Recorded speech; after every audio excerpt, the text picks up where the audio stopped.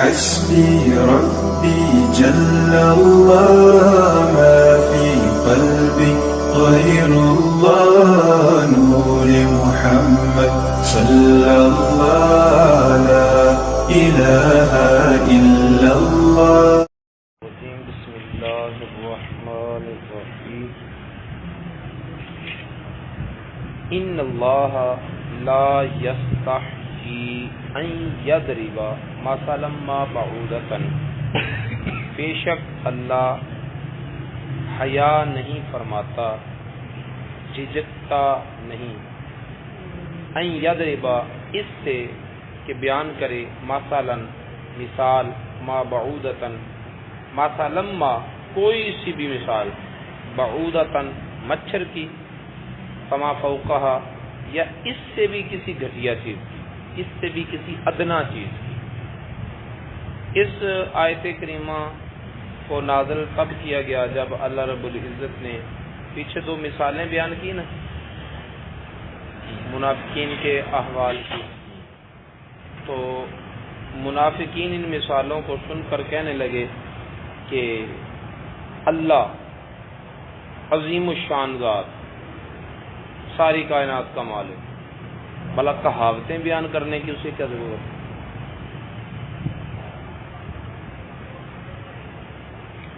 تو اللہ رب العزت نے جواب میں ارشاد فرمایا کہ اللہ تعالیٰ مثالیں بیان کرتے ہوئے حیا نہیں فرماتا. فَأَمَّا الَّذِينَ آمَنُوا تو وہ لوگ جو ایمان لائے، فَيَعْلَمُونَ أَنَّهُ الْحَقُّ مِن رَبِّهِمْ تو وہ جانتے ہیں کہ یہ مثالوں کا بیان کرنا ان کے رب کی طرف سے حق ہے. وَأَمَّا الَّذِينَ كَفَرُوا اور وہ لوگ جو کافر ہوئے، فَيَقُولُونَ تو وہ کہتے ہیں، ماذا اراد اللہ بہذا مثلا ان مثالوں کو بیان کرنے سے اللہ کا کیا ارادہ ہے، کس مقصد کے پیش نظر وہ مثالوں اور کہاوتوں کے زاویے میں باتیں کرتا ہے. اس طرح کی باتیں کرنے والے لوگ کافر ہیں. رب تعالیٰ فرماتا ہے یضل بہ کثیرا، اللہ اس کے ذریعے گمراہ کرتا ہے بہت ساروں کو. اب حاض میر کا مرجع جو ہے وہ کون ہے؟ ماسلما مثال، یعنی ان مثالوں کو بیان کرنے کے سبب اللہ تعالیٰ بہت ساروں کو گمراہ کرتا ہے، وَيَهْدِي بِهِ كَثِيرًا اور بہت ساروں کو ہدایت دیتا ہے. اب یہاں حاض میر کا مرجع مثالیں بیان کرنا ہے، لیکن عام روش میں ہم یہ دیکھتے ہیں کہ وہ قرآن کے بارے میں پڑھ رہے ہوتے ہیں، یضل بہ کثیرا ویہدی بہ کثیرا، قرآن بہت ساروں کو گمراہ کرتا ہے، بہت ساروں کو ہدایت دیتا ہے. نعوذ باللہ من ذالک، اس طرح کی باتیں نہیں کرنی چاہیے کہ یہ تحریف ہے قرآن پاک. قرآن کے یہاں بیان کرنے کا مطلب یہ ہے کہ وہ مثالیں جو اللہ تعالیٰ بیان کرتا ہے ان مثالوں کے ذریعے بہت ساروں کو گمراہ کرتا ہے، بہت ساروں کو ہدایت دیتا ہے. وما یضل بہ الا الفاسقین اور اللہ تعالیٰ نہیں گمراہ کرتا ان مثالوں کے ذریعے مگر فاسقوں کو. ٹھیک ہے، جس کا کوئی جرم ہی نہ ہو اس کو گمراہ کر دے تو یہ اللہ تعالیٰ ایسا نہیں کرتا، بلکہ جس کو گمراہ کرتا ہے تو اس کا اپنا عمل جو ہے وہ سبب ہوتا ہے اس عذاب کا جو اللہ تعالیٰ کی طرف سے اس پر نازل ہوتا ہے. اور یہ عین عدل ہے، عین عدل ہے. فسق کے 3 درجے ہیں. ایک فسق ہوتا ہے کہ بندے سے گناہ کبیرہ ہوا، ایک مرتبہ اس نے گناہ کر لیا اور پھر اس کو گناہ ہی سمجھتا ہے اور پریشان ہے اور آئندہ کبھی نہ کرنے کا عزم ہے. اس کو کہتے ہیں تغابی. اور دوسرا ہوتا ہے کہ وہ ایک بار نہیں مرارن کرتا ہے، گناہ بار بار کرتا ہے لیکن وہ اپنے آپ کو کوس بھی رہا ہوتا ہے اور گناہ کو گناہ سمجھ بھی رہا ہوتا ہے. اس کو کہتے ہیں انہماک. یہ دوسرا درجہ ہے. تیسرا درجہ ہے کہ گناہ کو گناہ ہی نہیں سمجھتا. فسق کے اس مرتبے کو کہتے ہیں جحود. اور یہ مرتبہ وہ ہے جہاں بندہ کافر ہو جاتا ہے کیونکہ حرام کو حلال سمجھ رہا ہے. تو یہاں الا الفاسقین سے مراد جو ہے وہ تیسرے درجے کے فاسق ہیں. تو جو کوئی جس درجے کا فاسق ہوگا اس کو اسی نوعیت کی سزا جو ہے وہ ملے گی. تو وہ فاسق کون ہے اور کس گناہ کی وجہ سے وہ فاسق بنے، آگے وہ صفت کا بیان کیا جائے گا. الذین ینقضون عہد اللہ من بعد میثاقہ، وہ لوگ جنہوں نے توڑ دیا اللہ کے وعدے کو اس کو پکا کرنے کے بعد. کس وعدے کو توڑنے کی بات ہو رہی ہے؟ جو یہودیوں اور عیسائیوں کے علماء سے ان کی کتابوں کے اندر اللہ تعالیٰ نے لیا تھا کہ وعدہ کرو کہ میرے اس محبوب کی جب بعثت ہوگی تو تم اس پر ایمان لاؤ گے. ٹھیک ہے، تو یہ اس عہد کو، اس میثاق کو انہوں نے توڑا ہے. اور اس مقام پر علماء کرام نے یہ وضاحت بھی کی ہے کہ اللہ تعالیٰ نے اپنے بندوں سے 3 میثاق لیے. 3 میثاق. ایک میثاق ربوبیت کا لیا، وَإِذَا أَخَذَ اللَّهُ مِيثَاقَ النَّبِيِّينَ نا أَلَسْتُ بِرَبِّكُمْ أَلَسْتُ بِرَبِّكُمْ، یہ کہاں سے شروع ہوتی ہے آیت کریمہ؟ جب اللہ تعالیٰ نے آدم علیہ السلام کی پشت سے ان کی ذریت کو نکالا اور پھر ان سے پوچھا الستُ بربکم، میں تمہارا رب ہوں کہ نہیں؟ تو سب نے کہا کہ ہاں تم میرا رب ہے. ٹھیک ہے،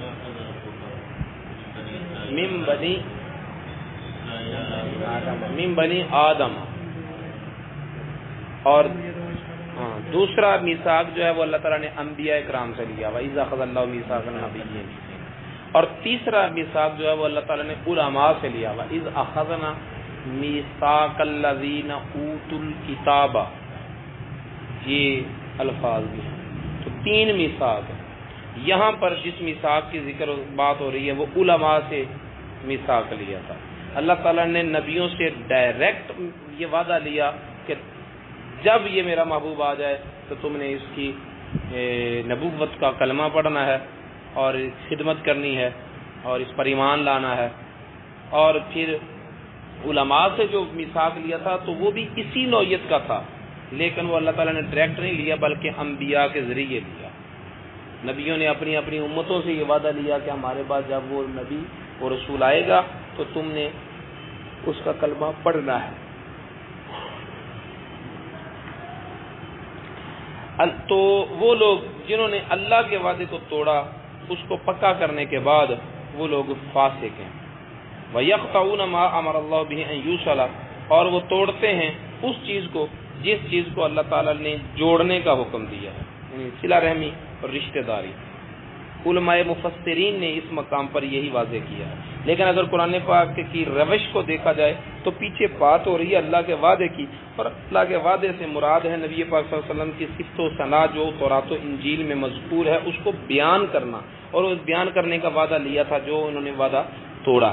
جب بات یہ ہو رہی ہے تو پھر ما امر اللہ بھی ان یوصل سے مراد بھی خونی رشتوں کی بجائے رشتہ محبت ہے اس نبی اور اس رسول کے ساتھ جس کے بارے میں اللہ تعالیٰ نے وعدہ لیا تھا کہ نبی پاک صلی اللہ علیہ وسلم کے ساتھ رشتہ محبت جوڑے رکھنے کا اللہ نے حکم دیا تھا کہ تمہارے دلوں کی دھڑکنیں میرے محبوب کی یادوں کے ساتھ دھڑکنی چاہیے، اور انہوں نے اس رشتہ محبت کو توڑا. اس کی بات یہاں ہو رہی ہے. سیاق کلام کو دیکھا جائے تو یہاں ما امر اللہ بھی ان یوصل سے مراد ہے وہ رشتہ محبت جو اللہ تعالیٰ نے رسول اللہ صلی اللہ علیہ وسلم کے ساتھ جوڑے رکھنے کا حکم دیا تھا، وہ اس رشتہ محبت کو توڑتے ہیں. ٹھیک ہے، یہ معنی بنتا ہے پچھلے کلام کو اگر مد نظر رکھیں تو. اور اگر اس کو نیا جملہ، نیا مضمون، نیا مفہوم، تو پھر اکثر مفسرین نے بتایا یہی ہے کہ یہاں حکم دیا جا رہا ہے رشتوں کو جوڑ رکھنے کا، رشتوں کو توڑا نہ جائے. وَيُفْسِدُونَ فِي الْأَرْضِ، اور وہ فساد پھیلاتے ہیں زمین میں. یفسدون کی تفسیر میں بھی اگر ہم سیاق و سباق کو مد نظر رکھیں تو روش کلام کے آئینے میں یہ بتایا جا سکتا ہے، واضح کیا جا سکتا ہے کہ جب ہم رسول اللہ صلی اللہ علیہ وسلم سے تعلق کو توڑتے ہیں اس وقت زمین میں فساد پھیلتا ہے، اور جب ہم رسول اللہ صلی اللہ علیہ وسلم کے ساتھ رشتہ محبت جوڑتے ہیں تو اس وقت زمین میں اصلاحات نافذ ہوتی ہیں۔ اور یہ تاریخ گواہ ہے کہ جب بھی قوم نے، جب بھی لوگوں نے، اللہ تعالیٰ کے بندوں نے، کسی خطے کے لوگوں نے اپنے دل کا تعلق رسول اللہ صلی اللہ علیہ وسلم کے ساتھ جوڑا ہے تو اس معاشرے میں اچھائیاں آنی شروع ہو گئی ہیں، اور جیسے ہی کسی نے اپنا وہ ربط تعلق توڑا ہے تو اس معاشرے میں برائیاں آنی شروع ہو گئی ہیں۔ تو یہ جو ہے مشاہدہ، یہ بھی اس بات کی ترجمانی کرتا ہے کہ یہاں پر جس تعلق کو جوڑے رکھنے کا حکم دیا جا رہا ہے وہ دل کا تعلق ہے رسول اللہ صلی اللہ علیہ وسلم کے ساتھ، اور اسی تعلق کو توڑنے کی وجہ سے زمین کے اندر فساد پھیلتا ہے۔ اس صورت میں یفسدون یہ نئی خبر نہیں ہے، بلکہ پہلی دو خبروں کی تفسیر ہے اور ان کی وضاحت ہو رہی ہے کہ وہ لوگ اپنے ان عملوں کی وجہ سے، اللہ کا وعدہ توڑنے کی وجہ سے وہ زمین میں فساد پھیلانے کے مرتکب ٹھہرے۔ اولئک هم الخاسرون، یہ بڑے گھاٹے میں جانے والے لوگ ہیں۔ کیف تکفرون باللہ، اللہ تعالیٰ سارے انسانوں کو مخاطب کر کے کہتا ہے جن کو اس نے عقل و شعور دیا کہ ذرا سوچو تو صحیح، تم میرا انکار کیسے کر سکتے ہو؟ اللہ تعالیٰ کی الوہیت کا انکار کرنے کی تمہارے پاس کوئی سبیل ہی نہیں ہے، کوئی راستہ ہی نہیں ہے کہ تم اس کا انکار کر سکو۔ سب سے بڑی دلیل تو تمہارا اپنا وجود ہے، تم نہیں تھے پھر ہوئے ہو، اپنے آپ ہو گئے ہو، تم نہیں تھے تو اب ہو گئے ہو، تو اپنے آپ ہو گئے ہو، نہیں نہ ہو سکتے۔ تو جس نے تمہیں پیدا کیا وہی تمہارا رب ہے۔ کیف تکفرون باللہ، تم کیسے اللہ کا انکار کر سکتے ہو؟ کنتم امواتا، حالانکہ تم مردہ تھے، مردہ تھے یعنی تھے ہی نہیں، معدوم تھے، ٹھیک ہے، یا پھر تم اس حال میں تھے کہ تمہارے اجسام جو ہیں وہ ارواح سے دور تھے، ذرات کی شکل میں کہیں پڑے تھے، پھر وہ ذرات جو ہیں وہ غذا بن کر تمہارے والدین کا جسم کا حصہ بنی، اور پھر اس جسم کے حصے سے تمہاری تخلیق رونما ہوئی۔ تو بے حس اور بے جان چیز سے تمہیں جاندار بنا دیا، تو تمہارا اپنا وجود ہی دلیل ہے اس بات کی کہ اللہ ہے اور وہی قابل ستائش ہے۔ تمہیں کیسے تم انکار کر سکتے ہو اللہ کا، حالانکہ تم تھے ہی نہیں۔ فاحیاکم، پھر اس نے تم کو زندہ کیا، ثم یمیتکم، پھر وہ تمہیں مار دے گا، ثم یحییکم، پھر وہ تمہیں زندہ کرے گا، ثم الیہ ترجعون، پھر اسی کی طرف تم نے لوٹ کر جانا ہے۔ اس رب کے ہوتے ہوئے، اس رب کا انکار تمہارا وجود جو ہے نا اس کے ہونے کی دلیل ہے۔ جب تک تمہارا وجود تمہاری آنکھوں میں ہے، اپنے آپ پر غور کر لو تو ہی اللہ کو ماننے کے لیے اتنا ہی کافی ہے۔ هو الذی خلق لکم ما فی الارض جمیعا، وہی ذات ہے جس نے پیدا کیا تمہارے لیے جو کچھ زمین میں ہے سارے کا سارا۔ اب اس آیت پر پھر ایک مرتبہ توجہ کریں، هو الذی، وہ ذات جس نے خالق کا پیدا کیا، لکم، تمہارے لیے، اور اس میں سارے انسان آ گئے کیونکہ پیچھے یا ایھا الناس سے مخاطب ہے اللہ رب العزت۔ اور اس سے پہلی آیت میں ثم یحییکم ثم یمیتکم، یہ قوم و ضمیر جو ہے یہ بھی بتا رہی ہے کہ اللہ تعالیٰ نے تمام انسانیت کو مخاطب کیا ہوا ہے، ٹھیک ہے۔ تو ساری انسانیت کو، سارے انسانوں کو مخاطب کر کے اللہ تعالیٰ فرماتا ہے تمہارے لیے پیدا کیا ہے جو کچھ زمین میں ہے سارے کا سارا۔ اس آیت سے پتہ چلا کہ تمام اشیاء کی اصل یہ ہے کہ وہ جائز ہے، اصل یہ ہے کہ وہ جائز ہے۔ اب جس چیز کو ناجائز قرار دینا ہے، حرام قرار دینا ہے نا، اس کے حرام ہونے پر دلیل ہونی چاہیے، بجائے اس کے کہ ہم حلال کسی شے کے حلال ہونے پر دلیل لیں گے۔ حلال تو اللہ تعالیٰ نے فرما دیا مطلق عام لفظ بول کر کہ جو کچھ زمینوں میں ہے سب کچھ حلال ہے تمہارے لیے۔ اب مزید پوچھنے کی ضرورت نہیں، ایک سوال کو 10,000 مرتبہ بھی کرو تو جواب یہی رہنا۔ اصل ہر چیز کی یہ ہے کہ وہ حلال ہے، پھر اگر وہ حرام ہے تو اس کے لیے دلیل چاہیے، کیونکہ اللہ تعالیٰ فرماتا ہے کہ میں نے جو کچھ زمینوں میں پیدا کیا نا وہ تمہارے لیے کیا، تو پھر ہمارے لیے حلال ہوا نا۔ اگر کچھ شے حلال نہیں ہے تو پھر یہ حد بندی ہونی چاہیے کہ یہ حلال ہے یہ حرام ہے، تو جب ہم یہ حد بندی کریں گے تو پھر اس پر ہمیں دلیل بھی دینی پڑے گی۔ کسی چیز کے حلال ہونے پر، کسی چیز کے حلال ہونے پر یہ دلیل ہے کہ جو کچھ پیدا کیا گیا ہے وہ حلال ہے، ٹھیک ہے۔ اب جس کو اس حلت کے حکم سے نکالنا ہے نا اور حرمت کے حکم میں داخل کرنا ہے، اس کے لیے علیحدہ طور پر دلیل چاہیے، ٹھیک۔ میں بات یہ سمجھانا چاہتا ہوں کہ اب اس آیت کے نازل ہونے کے بعد اس بندے کے ذمہ کوئی دلیل پیش کرنا کی ذمہ داری نہیں ہے جو کہتا ہے یہ بھی حلال ہے یہ بھی حلال ہے یہ بھی حلال ہے، بلکہ دلیل دینا اس بندے کی ذمہ داری ہے جو کہتا ہے یہ حرام ہے یہ حرام ہے یہ حرام ہے، وہ دلیل دے کہ یہ کیسے حرام ہے۔ بات سمجھا رہی؟ اصل تو ہر چیز کی یہ ہے کہ وہ مباح ہے۔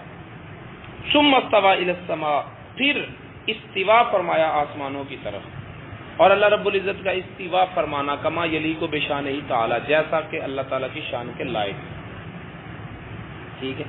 اس کی کیفیت لا معلوم، وہ ہمارے علم میں نہیں ہے، ٹھیک ہے۔ امام اعظم ابو حنیفہ نے الفقہ الاکبر میں یہ لکھا ہے کہ اللہ تعالیٰ کا عرش پر استوا فرمانا یہ اس کی ایک صفت ہے، اور یہ ایک ایسی صفت ہے جس کو ہم معلوم نہیں کر سکتے، جس کی کیفیت ہم سے مجہول ہے، اور اس کی تعویل کرنا یہ معتزلہ کا طریقہ ہے۔ استوا سے مراد ارادہ ہے، توجہ ہے، فلاں ہے، پتہ نہیں کیا۔ استوا فرمایا یہ اس کی ایک صفت ہے ایسی جو جس کی کیفیت ہمیں معلوم نہیں، بس۔ فسواہن سبع سماوات، تو پھر بنا دیا ان کو 7 آسمان، آسمانوں کی طرف توجہ فرمائی، استوا فرمایا اور انہیں 7 آسمان بنا دیا۔ وہو بکل شیء علیم، اور وہ ہر شے کو جاننے والا۔ وَإِذْ قَالَ رَبُّكَ، جب کہا تیرے رب نے، للملائکۃ، فرشتوں کو، انی جاعل فی الارض خلیفہ، بے شک میں بنانے والا ہوں زمین میں خلیفہ۔ قالوا، تو انہوں نے کہا، اتجعل فیہا من یفسد فیہا، کیا تو بنائے گا اس زمین میں خلیفہ وہ اس کو جو اس زمین میں فساد پھیلائے گا، ویسفک الدماء، اور خون ریزیاں کرے گا، ونحن نسبح بحمدک، اور ہم تسبیح بیان کرتے ہیں تیری حمد کے ساتھ، ونقدس لک، اور تیری پاکی بیان کرتے ہیں۔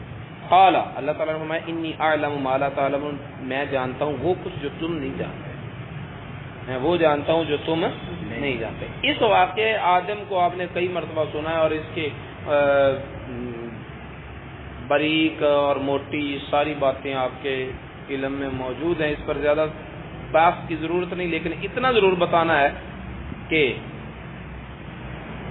آدم علیہ السلام کی تخلیق کا ذکر ہو رہا ہے، لیکن ربوبیت کی نسبت مصطفیٰ کی طرف کی جا رہی ہے صلی اللہ علیہ وسلم، یعنی فرمایا گیا کہ وَإِذْ قَالَ لِلْمَلَائِكَةِ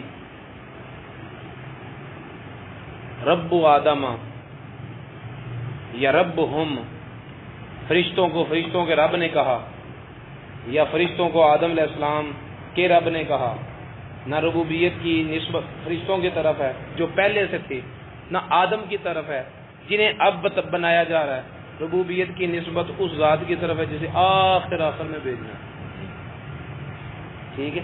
یہاں یہ بتلانا مقصود ہے کہ اگرچہ پیدا آدم علیہ السلام کو کیا جا رہا ہے، لیکن یہ ربوبیت مصطفیٰ کریم صلی اللہ علیہ وسلم کی ہو رہی ہے، تربیت، پرورش اور پروان چڑھانا یہ رسول اللہ صلی اللہ علیہ وسلم کو ہو رہا ہے کہ آدم علیہ السلام کی تخلیق بھی مقصود کے اعتبار سے رسول اللہ صلی اللہ علیہ وسلم کے ظہور کا ہی ایک حصہ ہے، یا درجہ ہے، یا مرحلہ ہے، ٹھیک ہے۔ مقصود وہ ہے، مقصود وہ ہے، اس لیے ربوبیت کی نسبت حضرت رسول اللہ صلی اللہ علیہ وسلم کی طرف کی۔ تب تیرے رب نے کہا فرشتوں سے، تو جب جس کی طرف ربوبیت کی نسبت کی جا رہی ہے پھر وہ تھا تو نہ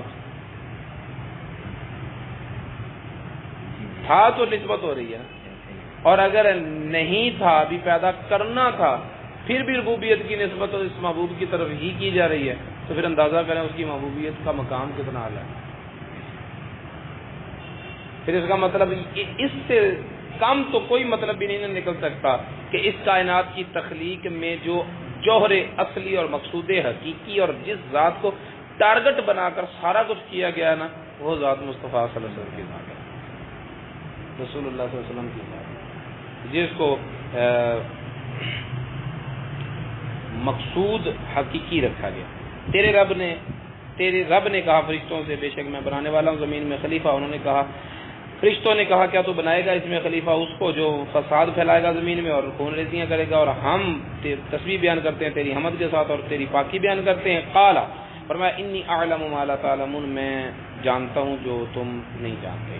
وعلم آدم الاسماء کلها، اور اللہ تعالیٰ نے سکھا دیے آدم علیہ السلام کو ساری چیزوں کے نام، تمام اسماء آدم علیہ السلام کو سکھا دیا۔ ثم عرضهم علی الملائکۃ، پھر ان چیزوں کو پیش کیا فرشتوں پر اللہ تعالیٰ نے۔ فقال، اور فرمایا، انبئونی باسماء ہؤلاء، مجھے تم ان چیزوں کے نام بتاؤ، ان کنتم صادقین، اگر تم سچے ہو تو، اگر تم سچے ہو اس بات میں کہ نحن نسبح بحمدک ونقدس لک، اپنے وصف کو بیان کرنے میں اشارہ یہ تھا کہ خلافت کے حقدار ہم ہیں، تو اسی دعوے کو چیلنج کیا جا رہا ہے کہ اگر تم اپنے اس دعوے میں سچے ہو تو پھر ان چیزوں کے نام بتاؤ۔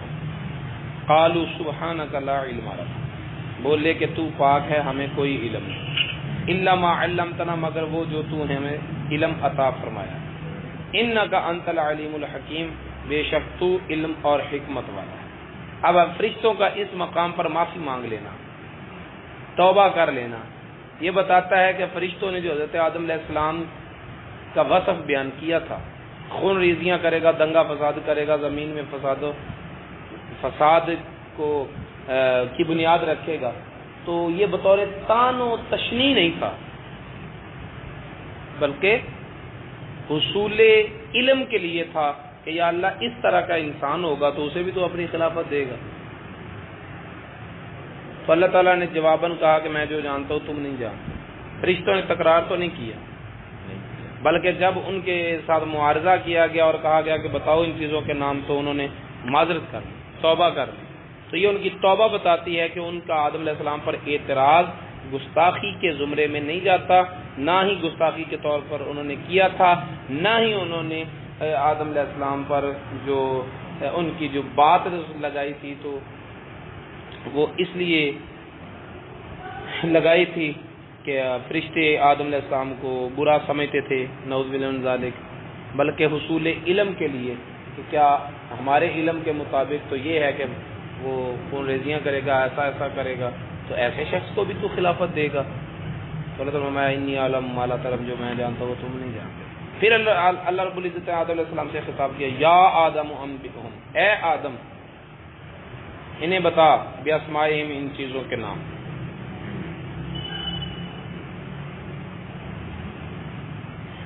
فلما انبأہم باسمائہم، تو جب اللہ تعالیٰ نے جب آدم علیہ السلام نے ان کو ان چیزوں کے نام بتا دیے، قال، اللہ تعالیٰ نے فرمایا، الم اقل لکم، میں نے تمہیں نہیں کہا تھا، انی اعلم غیب السماوات والارض، کہ بے شک میں آسمانوں اور زمین کی چھپی باتوں کو جانتا ہوں، واعلم ما تبدون، اور میں جانتا ہوں جو تم نے ظاہر کیا، وما کنتم تکتمون، اور وہ بھی جانتا ہوں جو تم چھپاتے تھے۔ ظاہر کیا، یسفک الدماء ونحن نسبح بحمدک، اور دل میں چھپایا، نحن نسبح بحمدک کے ضمن میں کہ خلافت کے حقدار تو ہم ہیں۔ ٹھیک ہے، اب اس مقام پر یہ بات قابل توجہ کہ آدم علیہ السلام پر فرشتوں نے اعتراض کیا تھا کہ یہ خون ریزیاں کرے گا، دنگا فساد کرے گا، اپنا استحقاق ظاہر کیا تھا کہ ہم تسبیح و تحمید کرتے ہیں اور ہم تیری عبادت کرتے ہیں۔ آدم علیہ السلام کو پھر بھی خلافت دینے کا اللہ تعالیٰ نے ارادہ فرما لیا تھا کہ خلافت آدم کو ہی دینی ہے، تو پھر ظاہر ہے کہ ایسی بات چاہیے تھی، آدم علیہ السلام کے اندر ایسا کوئی جوہر رکھنا چاہیے تھا، ایسی کوئی صفت رکھنی چاہیے تھی جو ان کے ان دونوں دعووں پر بھی غالب آئے اور ایکسٹرا فضیلت بھی بنے، تبھی خلافت کا استحقاق ان کے لیے ثابت ہوتا ہے نا، سمجھا رہی ہے؟ تبھی خلافت کا استحقاق ثابت ہوگا نا۔ تو اللہ رب العزت نے آدم علیہ السلام کی خطاؤں پر غالب آنے والا وصف، کہ ایسا وصف جس کے اندر غلطیاں چھپ جائیں، اور ایسا وصف کہ جس کے مقابل فرشتوں کی عبادت جو ہے وہ نہ ٹھہر سکے، اس کا وزن فرشتوں کی تسبیح اور تقدیس سے بھی زیادہ ہو، اور اس کی وجہ سے آدم صلی اللہ علیہ السلام سے مراد اولاد آدم کے جو جرائم ہیں وہ کل عدم ہو جائیں. تو ایسی چیز اللہ رب العزت نے جب آدم علیہ السلام کو دی تو وہ کیا تھا؟ علم الآدم الاسماء، علم. ٹھیک ہے، تو علم وہ خوبی ہے کہ جس کا وزن فرشتوں کی عبادت، تسبیح و تقدیس سے بھی زیادہ ہے. اب اس میں اس کے ساتھ کچھ لوگ شرط لگا دیتے ہیں کہ علم ہو ساتھ عمل ہو تو فضیلت ہے. تو پھر علم کی کیا فضیلت ہوئی؟ پھر تو عمل کی فضیلت ہے. عمل ضروری ہے نہیں ضروری یہ ایک الگ میٹر ہے، وہ ضروری ہے، عمل کے بغیر چارہ نہیں. لیکن جب فضیلت کی باری آئے گی تو عمل کے بغیر نفس علم کی اپنی فضیلت ہے، اور یہاں پر نفس علم کی فضیلت بیان ہو رہی ہے. اور پھر آگے دیکھیں کہ کیا شان ہے. وَإِذْ قُلْنَا لِلْمَلَائِكَةِ اسْجُدُوا لِآدَمَ فَسَجَدُوا إِلَّا إِبْلِيسَ، جب ہم نے فرشتوں سے کہا کہ سجدہ کرو آدم علیہ السلام. اس سے پہلے فرشتے پیدا ہو چکے، جنات پیدا ہو چکے، ابلیس تو ساری زمین پر عبادت کرنے والا، جبرائیل علیہ السلام، میکائیل علیہ السلام، معظم فرشتے، ہم فرشتوں اللہ تعالیٰ کے عرش کو اٹھانے والے، حملات العرش وہ فرشتے، عرش کا طواف کرنے والے، کروبیون وہ فرشتے، ملائکہ مقربین، لوح قلم، کتنی مخلوقات اس سے پہلے پیدا ہو چکی ہے. کسی مخلوق کی تخلیق سے پہلے اس کا ذکر نہیں کیا گیا، اس کے بارے میں مشورہ نہیں لیا گیا، اور کسی بھی مخلوق کو پیدا کرنے کے وقت اللہ تعالیٰ نے اس سے پہلی مخلوق کو یہ نہیں کہا کہ اب اس کو استقبالیہ دو. اگر کیا ہے تو ایسا صرف اور صرف حضرت انسان کے ساتھ کیا ہے. ٹھیک ہے، وجہ کیا تھی؟ علم آدم الاسماء، علم دیا جا چکا تھا. یعنی علم والا جب اس دنیا میں آنے لگا تو اللہ تعالیٰ نے علم والے کو یہ پروٹوکول دیا کہ سارے فرشتوں کو اس کے ارد گرد کھڑا کر کے کہا جو ہی یہ آنکھ کھولے تم نے اس کو سجدہ کرنا ہے، تاکہ پتہ چل جائے کہ فرشتوں کی عبادت سے آدم کا علم زیادہ وزن ہے. علم کی یہ شان ہے، علم کی یہ شان ہے. آدم علیہ السلام نے ابھی عمل کوئی نہیں کیا، آدم علیہ السلام نے ابھی عمل کوئی نہیں کیا کہ ان کے سجدوں کی یہ شان ہو یا ان کے زہد تقوی عبادت کی یہ شان ہو. ابھی انہوں نے کوئی عمل کیے ہی نہیں. عمل والے سلسلے میں وہ ابھی داخل ہوں گے. ابھی تو ان کی آنکھ کھلی ہے، ابھی وہ اس منصہ شہود پر جلوہ گر ہوئے ہیں، اور ساتھ ہی اس کو حکم ہو گیا فرشتوں کو کہ سجدہ کرو. ابھی ان کے آدم علیہ السلام کے پاس صرف ایک ہی چیز ہے، وہ کیا ہے؟ علم. تو پتہ چلے یہ سارے کا سارا اعزاز جو ہے وہ علم کا اعزاز ہے، اور اللہ تعالیٰ نے بتایا کہ علم کی یہ شان ہے. ٹھیک ہے. الا ابلیس، سب نے سجدہ کیا مگر ابلیس نے نہیں کیا. ابا، اس نے انکار کیا. واستکبر، اور اس نے تکبر کیا. وکان من الکافرین، اور وہ کافروں سے ہو گیا. جس نے علم والے کی تعظیم نہیں کی وہ مردود ہوا. ٹھیک ہے. وقلنا، اور ہم نے کہا یا آدم اسکن انت وزوجک الجنۃ وکلا منها رغدا حيث شئتما، ہم نے کہا اے آدم تو ٹھہر اور تیری بیوی ٹھہرے جنت میں، اور تم دونوں اس جنت سے کھاؤ راغدن، جیسے چاہو، اپنی طبیعت اور مزاج کے مطابق. حیث شئتما، جہاں سے چاہو، جہاں سے چاہو، جتنا چاہو کھاؤ. ولا تقرب هذه الشجرة فتكون من الظالمين، اس درخت کے پاس نہیں آنا ورنہ تم ہو جاؤ گے حد سے بڑھنے والے. فأزلهم الشیطان عنها، تو پھسلا دیا ان دونوں کو شیطان نے اس جنت سے. فأخرجهما، تو نکال دیا اس نے ان دونوں کو، مما کان فی، اس سے جس میں وہ تھے. وقلنا اهبطوا بعضكم لبعض عدو، اور ہم نے کہا کہ اترو تم بعض کے دشمن ہو. وَلَكُمْ فِي الْأَرْضِ مُسْتَقَرٌّ وَمَتَاعٌ إِلَىٰ حِينٍ، اور تمہارے لیے زمین میں ایک وقت تک ٹھہرنا ہے اور ایک وقت تک نفع اٹھانا ہے، ایک معین مدت تک کے لیے. تو ابلیس نے آدم علیہ السلام کو کیسے پھسلا دیا؟ قرآن پاک میں جو کچھ بیان ہوا ہے نا، صرف اسی کو مد نظر رکھیں اور باقی ساری روایات کو چھوڑیں تو ہمیں یہ بات سامنے آتی ہے. غالباً 10ویں پارے میں ہے خاصمہما، ابلیس نے آدم علیہ السلام اور حوا علیہ السلام کے پاس آ کے اللہ کی قسم اٹھائی کہ اس درخت کو کھا لو تمہارا فائدہ. ٹھیک، قسم اٹھانے کی دو صورتیں ہوتی ہیں. ایک تو یہ ہے کہ میں قسم اٹھا کے کہوں کہ یہ کام تو کر، تیرا فائدہ ہے، یا دوسری صورت یہ ہے کہ میں تمہیں قسم لاؤں تو تینوں اللہ کی قسم ہے کیا کام کر. اللہ کے نام کا حوالہ تو آ گیا نا تو آپ کے لیے. اب دو ہی صورتیں ہیں، یا تو ایک طرف آدم علیہ السلام کو اللہ تعالیٰ نے منع کیا اس درخت کے قریب نہیں جانا، دوسری طرف شیطان نے کہہ دیا تینوں اللہ کی قسم لگے کھا ہی لو. اگر وہ شیطان کی اس قسم کو مانتے ہیں تو اللہ تعالیٰ کی نافرمانی ہوتی ہے. اگر اللہ رب العزت کا حکم مانتے ہیں تو پھر شیطان نے اللہ کا نام کا واسطہ دیا ہے تو پھر اللہ کے نام کی عزت نہیں رہتی. کوئی بندہ مینوں اللہ کا نام کا واسطہ پاوے تو میں اس کی گل نہ مننا تو مطلب ہے کہ میں اس واسطے کی قدر نہیں کی. تو ایک طرف یہ تھی کہ اگر وہ فرما بردار یا تو فرما بردار بن کر رہیں گے یا گستاخ قرار پائیں گے. آدم علیہ السلام نے اجتہاد کیا اور اجتہاد اس نقطے پر ٹھہرا کہ گناہ کر لینا گستاخی کرنے سے آسان ہے، کیونکہ گناہ قابل معافی ہے، گستاخی قابل معافی نہیں. تو آدم علیہ السلام نے یہ جو اجتہاد کیا تو اجتہاد نے حق راستہ دکھایا یا ناحق راستہ دکھایا؟ حق راستہ دکھایا. تو آدم علیہ السلام کے سامنے یہ دو راستوں میں پھنس گئے، یا گستاخ بنتے ہیں یا نافرمان بنتے ہیں. تو آدم علیہ السلام نے یہ فیصلہ کیا کہ نافرمانی کر لو لیکن اس کے نام کو ہلکا نہ ہونے دو. اس کے نام کی قسم آئی ہے تو اب اس قسم کو پورا کرنا ہے تاکہ اس کے نام کی عزت، ادب اور احترام میں کمی نہ آئے. باقی رہی نافرمانی جو ہوگی تو پھر اس کا کیا ہوگا، معافی مانگ لیں گے، بالآخر معافی مل جائے گی. ٹھیک ہے، مجھے جو قرآن و حدیث سے سمجھ آیا نا وہ یہی سمجھ آیا کہ آدم علیہ السلام کی یہ اجتہادی خطا تھی. باقی یہ جو کہا جاتا ہے کہ آدم علیہ السلام نے سمجھا کہ شاید یہ ممانعت جو ہے وہ تحریمی نہیں ہے، تنزیہی ہے، یا یہ ہے یا وہ ہے. میرا خیال ہے کہ آدم علیہ السلام کو جتنا اللہ تعالیٰ نے علم دیا تھا اور جیسے عقل دی تھی اور جس ماحول میں تھے اور جو کچھ ہیں وہ ہمارے باپ ہیں، یہ علیحدہ بات ہے، ساتھ اللہ کے نبی بھی تو ہے نا. تو ایک نبی کی عقل جتنی کامل ہوتی ہے، ہمیں سمجھ آ گئی کہ انہوں نے یہ سمجھ لیا، یہ تھا، یہ سمجھ لیا، اور خود انہیں نہیں پتہ چلا کہ کیا ہے اور میں نے کیا سمجھنا ہے. جو فرشتوں کو چیزوں کے نام بتا رہے ہیں خود ایسی غلطی کر رہے ہیں. میرا نہیں خیال کہ اس طرح کی اجتہادی خطا ہوئی ہو.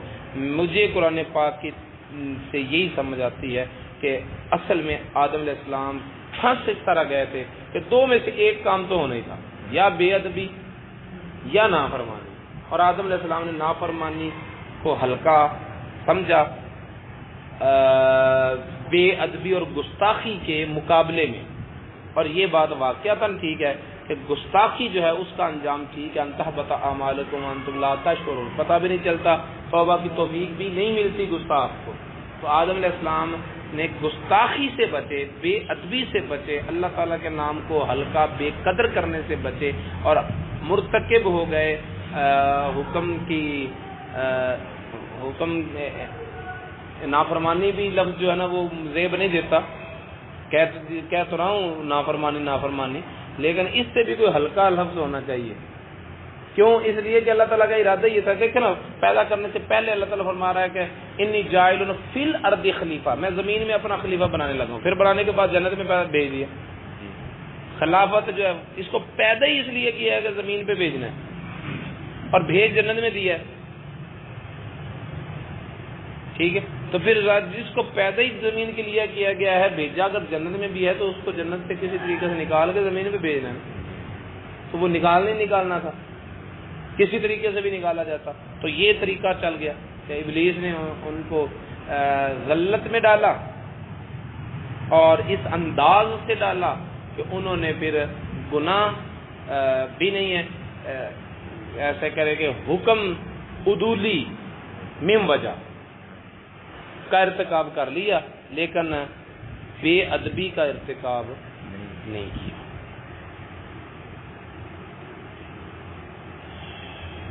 فرمایا کہ اترو تم اترو، اور جمع کا صیغہ ہے۔ جب جنت میں داخل کیا تو کہا کلا، تم دونوں کھاؤ۔ جب جنت سے نکالا تو کہا اہبتو، تم سارے اترو۔ اب تیسرا کون ہے؟ نہیں، وہ جنت میں تھا کب؟ وہ تو اس سے پہلے سجدے کی وجہ سے مردود ہو چکا ہے، وہ تو پہلے نکالا جا چکا ہے۔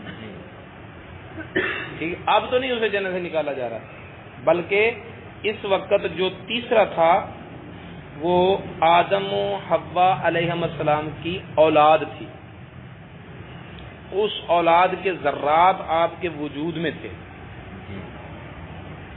جنہوں نے دوزخ میں جانا تھا، تو ان سب کو مخاطب کر کے کہا کہ تم سارے اترو۔ ٹھیک ہے، اس بات کو کرنے کا مطلب یہ ہے کہ آج جو لوگ ہوتے ہیں نا، کہتے ہیں غلطی بابے آدم نے کی تھی، بھگتنی سانوں پہ ہی۔